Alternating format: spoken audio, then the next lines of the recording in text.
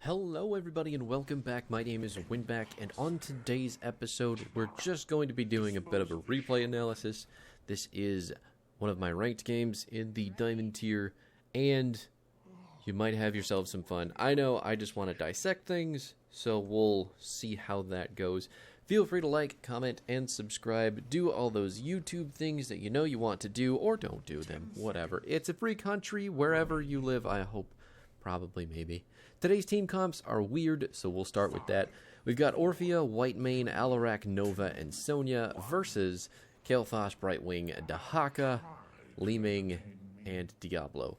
Now, right off the bat, in draft, I took Alarak in the first round of picks because I've been getting really frustrated with the level of play a lot of my teams are putting into my tank games. So I'm taking a break from that, playing something I'm comfortable on, and just trying to win. Are we going to live here? We do actually get away. Whitemane doing a stupid amount of healing, while Nova and Sonya are already in the top lane. Trying to catch this rotation on the Dahaka. He is going to die. There is no two ways about it. But if you didn't catch it on the team comps at the beginning of the video, there's no tank in this game for our team. So we have to now come up with a way as a team to fill in that gap. Now, that's not extremely difficult considering, but you'll see where some of the difficulties lie. Obviously, Dahaka and Diablo are both extremely difficult to kill. Oh my god.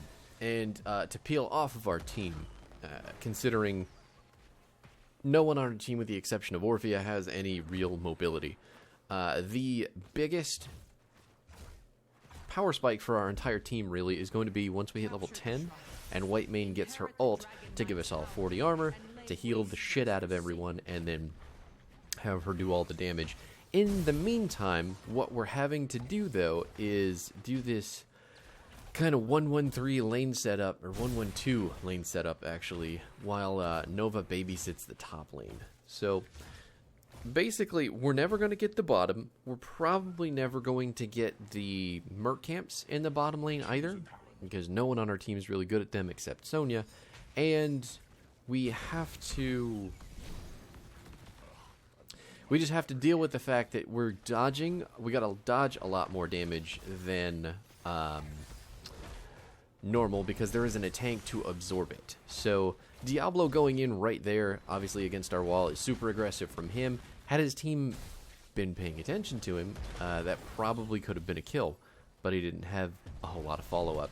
We're just pulling the giants in at the moment to get them killed by the turrets, while Li-Ming just flings balls at the turret to try to knock things apart. I really can't, give in to anything that she has to do, because the giants, it's more important. She's also got force armor, so my combo is a little bit less useful on her. Really? Oh, that's all up in the way, isn't it? That's not where it's supposed to be. I actually chatted with people, not in this game, but other games. Yeah. Fucking hell froze over. Can you believe it? Orphea's gonna get the Dragon Knight, though, because Brightwing and Dahaka are top. Diablo isn't able to get the interrupt on her, so there you have it. There's a lot to talk about in this game, so I'm trying to focus on the things that are important. Obviously, it's hard to decide which ones are important. But really, one of the biggest takeaways... Oh no. Is that... Yeah, nobody's gonna get Diablo whipped. Unless... Nope, we are actually good. The enemy Diablo was more afraid of dying there than getting 2 kills for his team, who were very ready to keep walking forward, it looks like. Dragon's still in the top lane too. It looks like the enemy team is going up there to deal with it, but Orphea's just hacking away on that fort. Really not having any trouble at all. Yeah.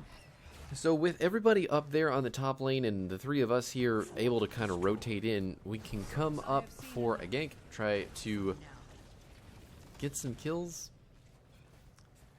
part of the reason that I like playing Alarak so much is because he's got a very tank-esque playstyle. So the difference between Alarak and a tank character is that, you know, obviously he doesn't have the health. He's got small amounts of sustain, but he also gets a shitload of what's the word? Traction out of just hanging out in bushes and crowd controlling vulnerable targets and really setting stuff up for his team. Alarak obviously can kill people as good as any other DPS character, but no other DPS, at least as well as I can think of right now, can really create such huge opportunities like we can with our telekinesis. That being said, oh god, what a dodge. We're also scaling into the late game every time that we hit a combo, and then once we hit 13, auto attacks are going to dump into that as well. The build that I'm taking this time around, because I want to... Nova actually has 0 health, and Diablo's going to dive in on a clone, because he just was not paying attention. Do you see how hard he got body blocked? By little old me just up against the wall, isn't that funny? Anyway, so I'm trying to go basically full melee build with Alarak this time around, because if Dahaka or Diablo step up to me, I want to be able to cut their health bar down very quick. And in doing that, Nova or Orphea should be able to get the kill. Our Sonya's got leap, so she's going to be our biggest form of engage. I just need to be able to soften up the frontline targets that are so beefy on the enemy team that my DPS can take advantage of that. I'm waiting for the camp to go in. I didn't really want to go around the back, but I suppose Sonya was probably looking for the leap engage there. Part of the reason that you're seeing me play so far away is because I'm absolutely horrified of getting CC'd by Diablo and then getting popped by Ming and Kael'thas. Ooh, there's one. Now we need to boop away. Are we? Big leap. Sonya's spinning in the middle, but she's going to get pushed away. I'm going to miss the Discord strike, but we're going to launch the counter strike as well and catch Kael'thas walking away because he just wasn't going fast enough. I don't know why Diablo took Lightning Breath. I'm seeing it more and more, but I don't think in this situation specifically it was worth it. Especially when you have to dive White Mane to keep from healing all of us. Gotta stand in the minions to avoid the Dahaka tongue. Oh my god, he field gold. Field gold? It's not really a term anyway, I guess, so I can't really be worried about the pronunciation. Ooh! Blocking all that Ming combo damage, getting some heals from the White Mane as well. Now we've got the Dragon Knight, so we've got ourselves a bit of a front line in our comp finally, but at the same time, it doesn't really offer any sort of tank-like CC. It's just a huge health bar, and what it really needs to be doing is getting buildings. So I'm coming over here to the bottom side of the map to check these rotations. Gonna go ahead and get Kael'thas off of his mount, but I think he wanted to do that anyway. I want to go around the top, but I don't think my team is ready to do that. We're actually in full retreat here currently, so maybe now that the dragon's gone, we can go in. Got Ming with the counter strike as she was walking away, because people don't seem to understand that you can't walk in straight lines. Ooh, huge emerald win by Brightwing, so I couldn't have my combo ready, or my Q ready, when Dahaka came out of his burrow. Also, the amount of fucking healing that White Mane is doing is insane. It's 25,000 currently, which doesn't seem like a lot, I know, but the amount of saving people that she's actually doing is mind-blowing. Absolutely fucking mind-blowing. Well goes down because it's mostly shield these days. I really like that change. Makes the well sniping a lot more difficult. You can see we still have our well up top. Fantastic. Sonya is, this is a point I was trying to make earlier. Sonya is actually doing literally all of the macro for our team, which is making it impossible for the enemy team to focus on killing our vulnerable targets, which are Orphea and then the duo of White Mane and Alarak. So everything that she's able to accomplish with the camps and the lane pressure up top is making it much easier for us to stay alive. I'm blocking so much damage and CC with that counter-strike. It was aimed the wrong way, but at the moment I didn't give a shit because I just wanted to not die. So that was cool reactions from me, I guess, but also really good on the enemy team to try to kill me. He actually... I'm dead now. Wow. All that cool things, all the cool stuff I was doing. Oh no, no, don't laser. Yeah, there's the leap from the back. Spinning in. Oh, Polymorph stopping the spin, but now Brightwing is in danger, going to get hooked and smashed into next year. And it's currently a 4 versus 4 if Dahaka digs. It's 4 versus 3 if he doesn't. And the enemy team has a very low health bars, so Orphea could destroy any of them at any given moment. Same thing with Nova. She could really light that up. I do believe she has no, she has one in the chamber. I think she takes armor reduction at 16. Because I remember people losing armor when she was shooting them. I thought it was anti-armor shells, but I guess it's her crippling shot.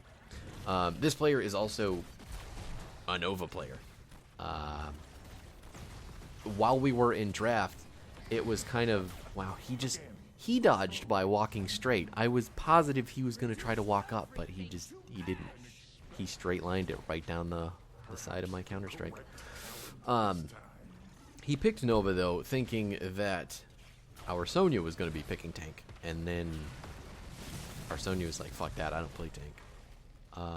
And then here we are. So that's how we got into this predicament. We're actually doing an amazing job at working with it. So, and again, all of that really comes down to everybody's willingness to win and push forward. Because Sonya, obviously, she knows what to do. Brightwing got fucking annihilated. Sonya knows what to do with the map. The rest of us know not to die while Sonya's doing everything with the map. And then Nova's just rotating at the... He dodged directly into... And then I'm going to block the tornado to send a counter-strike directly back into Diablo's face. Man, that feels good. But anyway, Nova, being the roaming anti-wave clear character that she is just creating huge opportunities for Sonya to be more safe. Well, she's doing... You're dead, buddy. I'm sorry. See ya. So basically, Nova's just ever present for Sonya to kill Dahaka, to win the lane, to win the shrine, and then Sonya can go do camps while Nova holds the experience, while the other three of us are on the bottom sides of the map, still soaking, still staying alive, still keeping the enemy team from really getting any siege done because all they have is Kael'thas and Li Ming. Now, they should be able to just put shitloads of damage on the buildings, but they can't do that because of the amount of pressure created in the top lane and all of the people that they have doing whatever in the bottom lane.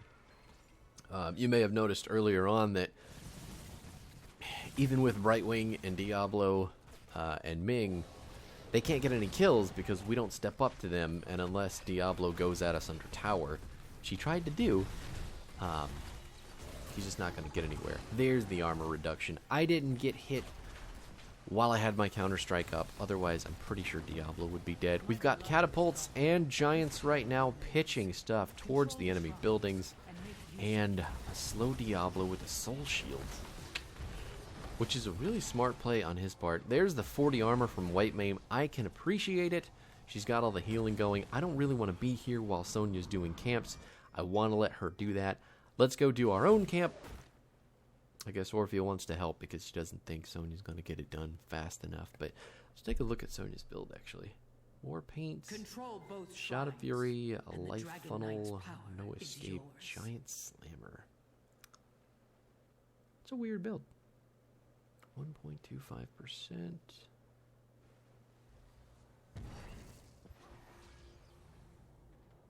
Huh. I don't often take that talent. I don't think that I don't think that the damage that you get there is it's just heroes, right? Yeah. Yeah.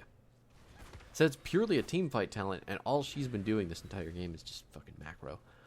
So I guess it's really good when she leaps in, and you just need that little bit of extra burst damage from your autos and your hammer, but at the same time, I just love the shield, honestly.